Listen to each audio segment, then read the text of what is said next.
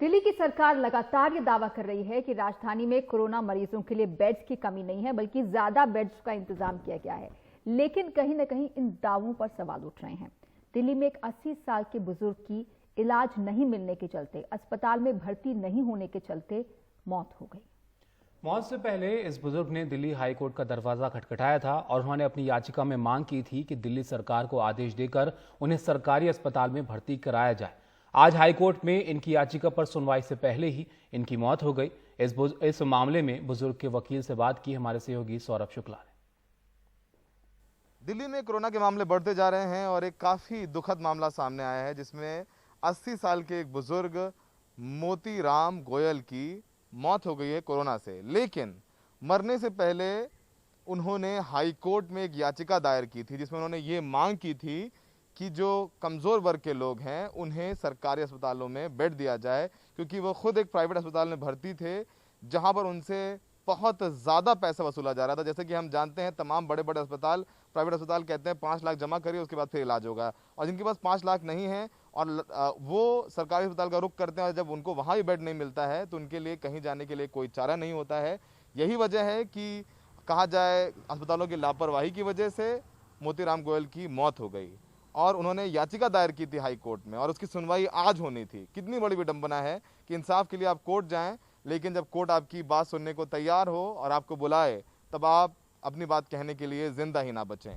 हमारे साथ बात करने के लिए आरपीएस भट्टी हैं, जो कि मोतीराम गोयल साहब के वकील हैं, जिनकी मौत हो गई है कोरोना से। आज हियरिंग थी कोर्ट में। सर, क्या है पूरा मामला, जरा संक्षेप में समझाएं। इस मामले में पिटिशनर जो है जागृति इंक्लेव जैन हॉस्पिटल में एडमिट हुआ है 25 तारीख को, और वहाँ पर हॉस्पिटल वालों की लापरवाही की वजह से कोरोना के पेशेंट के साथ ही उनको लिटा दिया गया, जिससे इनको कोरोना बीमारी हो गई और इनकी हालत ख़राब हो गई। फिर वेंटिलेटर पे रखा गया। वेंटिलेटर के चार्जेस बहुत ज़्यादा वो चार्ज कर रहे थे, तो 3 तारीख तक तो वो उधर इलाज कराते रहे। 3 तारीख को उन्होंने दिल्ली हाई कोर्ट में मेरे से पिटिशन लगवाया सुनवाई के लिए। 3 तारीख से आज के लिए हियरिंग के लिए फिक्स हो गया था मैटर। तो 3 तारीख को जब मैंने फाइल करा तो 3-4 घंटे बाद मेरे को सूचना मिल गई कि उनकी डेथ हो गई है। मोतीराम गोयल साहब का परिवार किन किन अस्पतालों में गया सरकारी अस्पतालों में बेड मांगने के लिए? ये राजीव गांधी हॉस्पिटल में गए, मना करा। अपोलो में गए, मना करा। मैक्स पटवाड़ागंज में मना करा। गंगाराम में भी मना करा।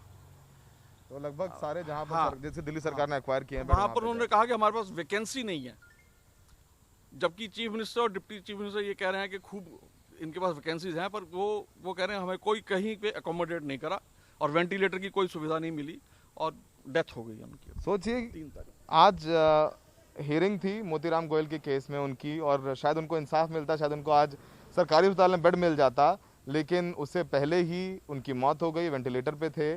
और कहा जाए अब उनकी मौत का जिम्मेदार कौन है? सरकारें जो कि दावे करती हैं, या फिर जो सिस्टम जिसमें आदमी घूमता रहता है और घूम घूम के थक कर एक दिन जो है वो चूर हो जाता है। और यही हुआ मोतीराम गोयल के साथ। हर जगह गए, कहीं कोई उम्मीद नहीं मिली तो कोर्ट का रुख किया, लेकिन कोर्ट में सुनवाई होने से पहले ही कोरोना के चलते उनकी मौत हो गई है। नई दिल्ली में सहयोगी सुशील राठी के साथ सौरभ शुक्ला, एनडीटीवी इंडिया।